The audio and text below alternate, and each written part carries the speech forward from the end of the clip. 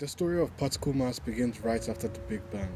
In the very first few moments of the universe, all particles were massless, traveling at the speed of light. At some point during this period, the Higgs field turned on, giving mass to all elementary particles and permeating the whole universe. As physicists in the 1960s tried to give mass to force-carrying particles in their mathematical equations, they always resulted in inconsistent results. The equations worked perfectly when they imagined that all particles were massless, but they could not account for the fact that these particles had mass. An idea of a field that is present everywhere, giving these particles their mass, was proposed by Peter Higgs along with 5 other scientists in 1964. His idea was rejected by the scientific community as he judged it to be of no obvious relevance to physics. But after Peter Higgs revised and republished his papers, many physicists began to agree with his idea because it solved the problem, and so the hunt for the Higgs began.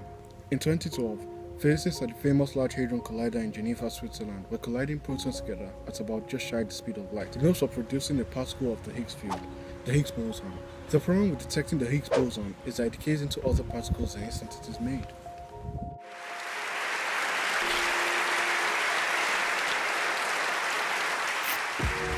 On the 4th of July 2012, the unstable Higgs boson was confirmed.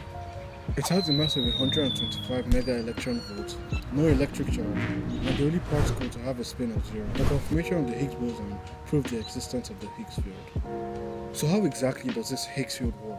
Elementary particles acquire their mass through a mechanism known as the Higgs mechanism. As particles pass through the Higgs field, they either interact with it or don't interact with it. Particles with no mass, such as a photon, do not interact with the Higgs field at all, maintaining all their kinetic energy and passing through at the speed of light. A particle with mass, such as a quark, interacts a lot with the Higgs field. Think of it this way. Let's say a room is filled with Justin Bieber fans. If an unfamous person walks in, no one will gather around him and he can freely roam around the room with ease. But if Justin Bieber walks in, everyone would gather around him, causing him to slow down as he moves through the room. In relation to the Higgs field, Justin Bieber has mass, but the unfamous person doesn't. That's how the Higgs field gives mass. Finally, let's say that someone outside the room informs the fans in the room that Justin Bieber is coming. The fans in the room would already begin to crowd the entrance of the room. That right there is the Higgs boson. But it is important to note that particles like protons and neutrons get most of their mass from the energy that holds its constituents together, not from the Higgs field. In fact, only about 2% of the mass of the universe comes from the Higgs field.